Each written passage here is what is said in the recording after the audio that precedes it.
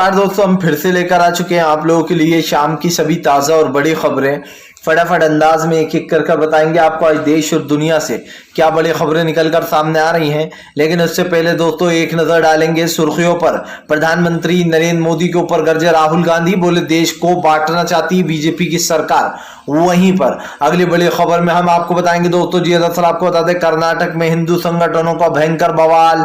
BJP के खिलाफ ही खोला मोर्चा, कोई मांग रहा है आरक्षण तो कोई 25 सीटें मांग रहा है जी हाँ, कट्टर हिंदुत्व फैलाने के लिए। इसके बारे में आपको बताएंगे।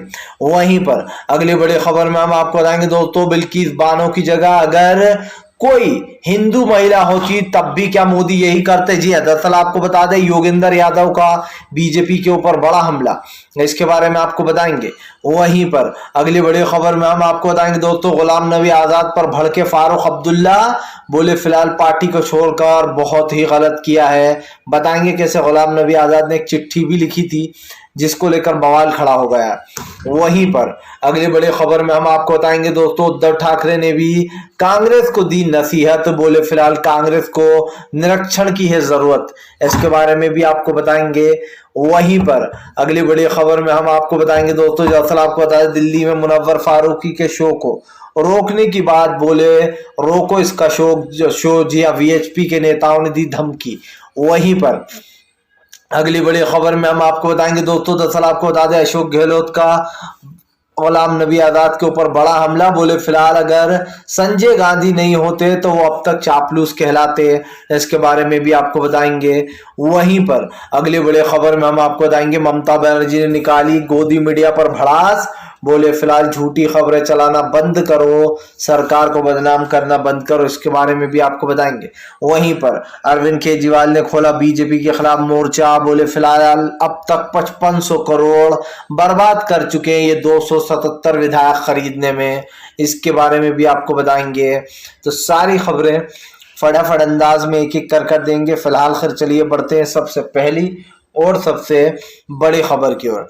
दरअसल दोस्तों आपको बता दें, जमकर भारतीय जनता पार्टी के ऊपर गरजते हुए नजर आए राहुल गांधी। आपको बता दें दरअसल राहुल गांधी की भारत जोड़ो यात्रा इसी में है कि राहुल गांधी दोस्तों देश में जो ये सांप्रदायिकता फैल रही, जो नफरत फैल रही है, इसको रोक सके। इसीलिए राहुल गांधी ने प्रधानमंत्री नरेंद्र मोदी को घेर लिया।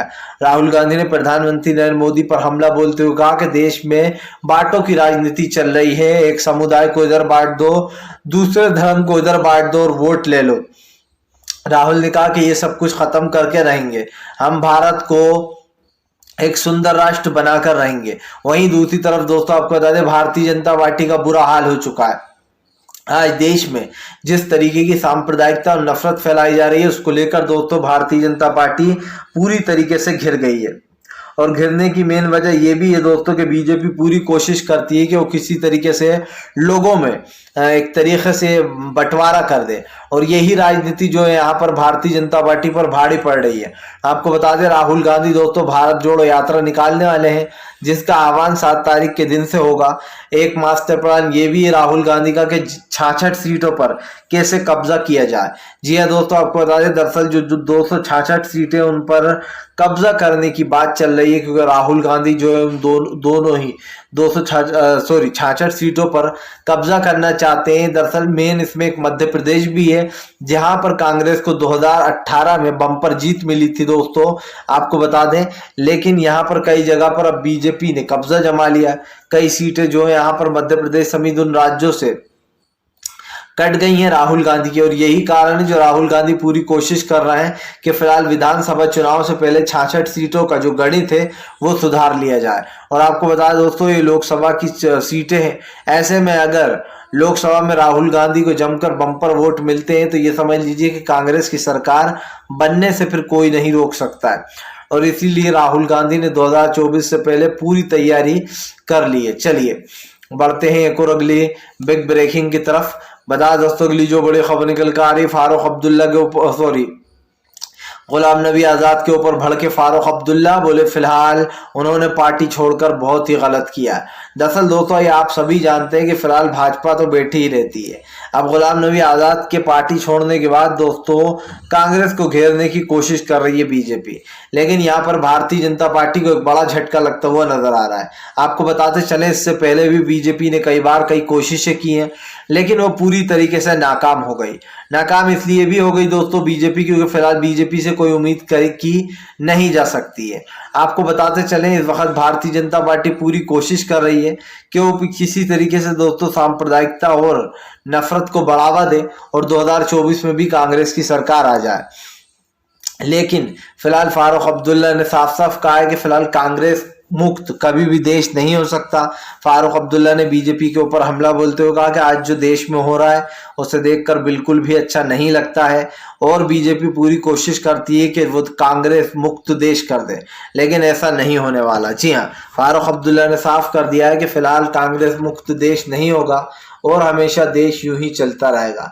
यानी कि दोस्तों भारतीय जनता पार्टी पर हमेशा भारी पड़ते हुए नजर आ रहा है और यही कारण है जो बीजेपी पूरी तरीके से बौखला रही है। बौखलाहट भी ऐसी दोस्तों बीजेपी के पूरे एक तरीके से ये कह सकते हैं दोस्तों पन्ने खुल चुके हैं और यहाँ पर बार बार ये कोशिश की जाती है किसी तरीके से कि फिलहाल देश की जो अखंडता है, जो एकता है दोस्तों, जो गंगा जमुना तहजीब है उसको खत्म किया जा सके। कांग्रेस से दोस्तों बीजेपी को यही चढ़ है।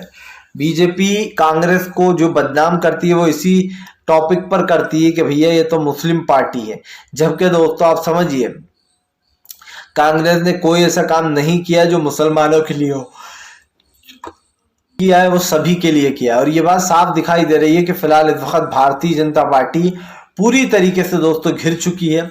बीजेपी के पास अब कोई चीज बची नहीं है, क्योंकि बीजेपी बस इधर उधर की बातें करती रहती है और ये साफ है कि फिलहाल इस वक्त भारतीय जनता पार्टी पूरी तरीके से दोस्तों फेल हो चुकी है। आने वाले समय में भी बीजेपी को चांस नहीं मिलने वाला और ये हमने आपको पहले भी बोला था कि फिलहाल अब बीजेपी जो है यहाँ पर वो एक तरीके से घिर चुकी है। फिलहाल चलिए बढ़ते हैं एक और अगली बिग ब्रेकिंग की तरफ। बताया दोस्तों ममता बनर्जी का गोदी मीडिया के ऊपर बड़ा हमला, बोले फिलहाल पार्टी को बदनाम करना सरकार को बंद करो। दरअसल दोस्तों आपको बता दें इन दिनों गोदी मीडिया लगातार झूठी खबरें चला रहा है ममता बनर्जी के खिलाफ। कोई कह रहा है कि वो गौ तस्करी कर रही हैं जानवरों की, तो कोई दोस्तों जो है यहाँ पर उनके ऊपर कुछ और ही आरोप लगा रहा है। इसी को लेकर जो है यहाँ पर पूरी तरीके से ममता बनर्जी ने सरकार को घेर लिया। दोस्तों ऐसा लगता है बीजेपी सुबह से उठती होगी और सबसे पहले यही सोचती होगी आज किस किस के घर पर छापे पड़वाने, और बीजेपी दोस्तों शुरुआत से यही कर रही है, एक के बाद एक छापे पड़ते हैं। और जब छापे पड़ते हैं दोस्तों तो बीजेपी क्या करती है आप बखूब जानते हैं। यही कारण है जो भारतीय जनता पार्टी को पूरी तरीके से घिर गई है। आपको बताता चलूं दोस्तों इस वक्त जो है यहाँ पर पूरी कोशिश की जा रही है कि फिलहाल जो ममता बनर्जी हैं उनको बदनाम किया जा सके, उनके विधायकों को बदनाम किया जा सके और पार्टी को खरीदा जा सके। आपको बता दूं दोस्तों ममता बनर्जी को ने मोदी सरकार को लगातार नॉन स्टॉप धमाधम हराया है और यही बात मोदी सरकार को बर्दाश्त नहीं होती। मोदी सरकार की पॉपुलैरिटी दोस्तों जीरो हो जाती है ममता बनर्जी के सामने आते से ही, क्योंकि जाहिर सी बात है जब ममता बनर्जी ने बंगाल में एक एक को धूल चटाने का काम किया है, कारण है जो बंगाल के लोग दीदी को काफी पसंद करते हैं और उनकी राजनीति को भी, क्योंकि उसमें हिंदू मुस्लिम नहीं है। और भारतीय जनता पार्टी तो दोस्तों आपको पता ही है कट्टरता की राजनीति करती है और उसका वोटिंग परसेंटेज भी इसीलिए बड़ा रहता है। लेकिन दोस्तों ममता बनर्जी को अब बदनाम करने के लिए बीजेपी नए नए हथकंडे अपना रही है। इससे पहले आपने देखा कि बीजेपी के दिग्गज नेता को गिरफ्तार किया गया, चटर्जी को, और अब जो यहाँ पर काफी कुछ नया बीजेपी ढूंढने की फिराक में। दरअसल बीजेपी का एम ही है दिल्ली सरकार गिराना, बंगाल सरकार गिराना और दोस्तों बिहार सरकार गिराना। इन 3 सरकारों के पीछे और राजस्थान, हाँ 4 सरकारों के पीछे अभी हाथ धोकर पड़ी हुई है बीजेपी। बीजेपी ने 4 राज्य सेट कर रखे हैं ऑपरेशन लोटस के लिए। 4 क्यों कह रहा हूँ दोस्तों, 5 कहना चाहिए, क्योंकि झारखंड में तो काफी दिनों से कोशिश कर रही बीजेपी लेकिन सफलता नहीं मिल पा रही। बीजेपी पूरी कोशिश करती है कि वो झारखंड के विधायकों को खरीद ले और वहां पर सरकार गिरा दे, लेकिन दोस्तों बीजेपी का ये सपना पूरा हो नहीं पा रहा है और यही कारण है जो भारतीय जनता पार्टी को हर जगह हार का सामना करना पड़ रहा है। चलिए बढ़ते हैं एक और अगली बिग ब्रेकिंग की तरफ। बता दोस्तों, हिंदू संगठनों ने खोला मोदी सरकार के खिलाफ मोर्चा। बीजेपी के खिलाफ दोस्तों कर्नाटक में उठी भयंकर आवाजें। दरअसल दोस्तों, इन दिनों भारतीय जनता पार्टी चारों तरफ से घिर चुकी है, और ऐसी वैसी नहीं दोस्तों, बहुत ही बुरी तरीके से घिरी है। आपको बता दें, कर्नाटक में भारतीय जनता पार्टी के खिलाफ जमकर बवाल हो रहा है। दरअसल कर्नाटक में बीजेपी पूरी कोशिश करती है दोस्तों कि वो अपनी सरकार बना ले, लेकिन कर्नाटक में बीजेपी के खिलाफ जमकर हल्ला बोल हो रहा है। आपको बताते चलें, दरअसल कर्नाटक में बीजेपी एक के बाद एक नई चीजें करती हुई नजर आ रही थी। अब ऐसे में कर्नाटक के लोगों ने बीजेपी को ठेंगा दिखाने के बारे में सोच लिया। कुछ हिंदू संगठन है दोस्तों, जिनका कहना है कि अभी भी हलाला, हिजाब, गौमांस बिक्रिया, इसको लेकर बीजेपी से हिंदू संगठन ने ये मांग की है कि अब की बार उनको 25 सीटें दी जाए, और इसके खिलाफ दोस्तों हिंदू संगठन सड़क पर उतर गए। अब आप समझिए दोस्तों, 25 सीटें दी जाएं ताकि यहाँ पर कट्टर हिंदुत्व फैल सके, और बीजेपी दोस्तों 25 सीटें देगी नहीं, ये आप भी जानते हैं। 25 सीटों की मांग की जा रही है। वहीं दूसरी तरफ दोस्तों, जो दूसरा लोग हैं, जो दूसरे मोर्चा है, उनका कहना है कि हमें आरक्षण चाहिए। अब आप समझिए दोस्तों, बीजेपी को चारों तरफ से घेर लिया गया है। आरक्षण वाली बात शिवमोगा से की जा रही है, जो कि दोस्तों येदियुरप्पा का गढ़ माना जाता है। ऐसे में ये कहना गलत नहीं होगा कि बॉम्बे सरकार चारों तरफ से घिर चुकी है। अब बॉम्बे ने वक्त मांगा है थोड़ा, लेकिन ये तो साफ है कि फिलहाल बीजेपी का बुरा समय शुरू हो चुका है। और वो बुरा समय ये है दोस्तों कि अब बीजेपी को खुद समझ में नहीं आ रहा कि वो क्या करे, क्योंकि जाहिर सी बात है, भारतीय जनता पार्टी जो टोटके करती है दोस्तों, वो तो इनके काम आते नहीं है। अब ऐसे में बीजेपी इन पिन पौने तीन करने में लग गई है। फिलहाल चलिए बढ़ते हैं एक और अगली बिग ब्रेकिंग की तरफ। बता दोस्तों, अगली जो बड़ी खबर निकल कर आ रही है, असदुद्दीन ओवैसी का बीजेपी के ऊपर बड़ा हमला। बोले फिलहाल विधायकों को खुली छूट दी जाती है मुसलमानों के धर्म का अपमान करने के लिए। आपको बता दें, ओवैसी ने बीजेपी के ऊपर हमला बोलते हुए कहा कि फिलहाल राजा सिंह जैसे विधायक हर जगह दिखाई देंगे, हर जगह मिलेंगे, और ये सारा बीजेपी का किया धरा है। ओवैसी ने बीजेपी के ऊपर हमला बोलते हुए कहा कि किसी एक धर्म को टारगेट करती है बीजेपी, और धर्म की राजनीति करती है। जाहिर सी बात है दोस्तों, बात उस टी राजा के उस बयान की हो रही है, जिसमें टी राजा ने अभी हाल ही में पैगंबर मोहम्मद साहब को फिर से एक बार बुरा भला बोला और गाली बकी। वहीं पर दोस्तों, इससे पहले नुपुर शर्मा के लिए भी आवाजें उठी थी। हालांकि नुपुर शर्मा किसी तरीके से बचा लिया गया, लेकिन फिलहाल इस वक्त भारतीय जनता पार्टी पूरी तरीके से घिरी हुई है, और घिरे रहने का कारण आप जानते हैं कि फिलहाल इस वक्त सारे जितने भी लोग हैं वो निशाने पर है बीजेपी। अब ये देखना है दोस्तों कि फिलहाल आखिरकार भारतीय जनता पार्टी का ये जो एक चेहरा है, ये आखिरकार कब तक हमें देखने को मिलेगा, क्योंकि बीजेपी पूरी कोशिश में रहती है कि फिलहाल वो देश का माहौल स्वास्थ्य बिगाड़ सके। फिलहाल हम तो यही कहेंगे कि अब भारतीय जनता पार्टी को सुधर जाना चाहिए दोस्तों, क्योंकि देश में एक ही एक राजनीति बहुत खतरनाक होती है। आज भले ही बीजेपी को दोस्तों अपनी राजनीति सूझ रही हो, लेकिन कल दोस्तों बीजेपी की वजह से देश का काफी नुकसान हो सकता है। इसीलिए कहीं ना कहीं देश में दोस्तों एक अलग सी सांप्रदायिकता और नफरत भी है। फिलहाल चलिए बढ़ते हैं एक और अगली बिग ब्रेकिंग की तरफ। बता दोस्तों, दिल्ली में दिल्ली पुलिस को वीएचपी की चेतावनी, बोले रद्द करो मुनव्वर फारूकी का शो। दरअसल दोस्तों आपको बता दें, मुनव्वर फारूकी से बीजेपी के भक्तों को बहुत डर लगता है। जी हाँ, मुनव्वर फारूकी के ऊपर दोस्तों एक बार गलत इल्जाम लगाया गया था। ये कहा गया था कि भैया मुनव्वर फारूकी ने देवी देवताओं का अपमान किया है अपने शो में, जबकि दोस्तों ऐसा कोई वीडियो था ही नहीं जिसमें जो यहाँ पर अपमान किया गया हो। ये साफ दिखाई दे रहा था कि मुनव्वर फारूकी को फंसाने की कोशिश की जा रही थी।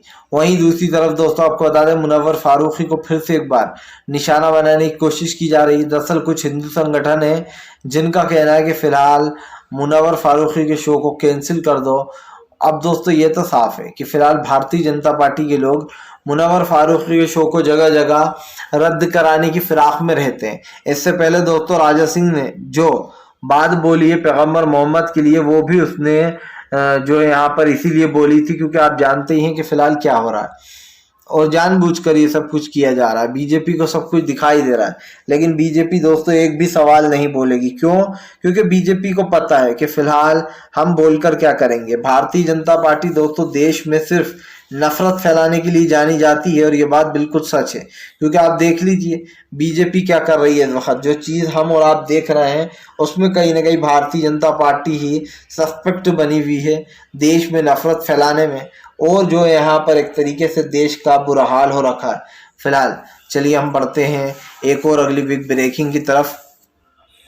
बता दोस्तों अगली जो बड़ी खबर निकल कर आ रही है, आपको बता दें बिल्किस बानो के मामले पर दोस्तों योगेंद्र यादव ने बीजेपी को घेरा। बोले अगर बिल्किस की जगह कोई और होती, कुसुम होती, तो क्या बीजेपी तब भी यही करती।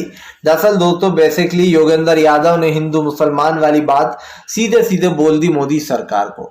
योगेंद्र यादव ने बीजेपी के ऊपर हमला बोलते हुए कहा कि अगर इसकी जगह कोई और होता, और दोस्तों आप समझिए वो अगर बात कर रहा होता तो क्या तब भी मोदी सरकार कुसुम होती, अगर वो मुस्लिम नहीं होती बिल्किस तब भी यही करती।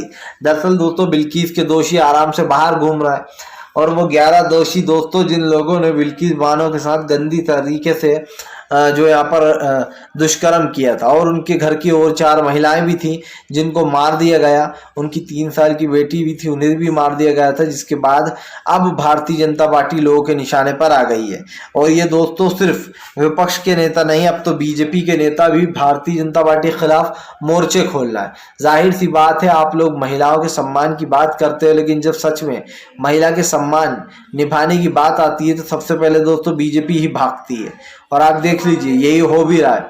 फिलहाल देश में जो चल रहा है दोस्तों वो साफ दिखाई दे रहा है कि फिलहाल देश का हाल बिगड़ चुका है, और देश में दोस्तों एक अलग ही माहौल चल रहा है। क्योंकि फिलहाल साफ दिखाई दे रहा है कि इस वक्त बिल्किस बानो के दोषियों को छोड़ना ये अपने आप में लोकतंत्र की हत्या है।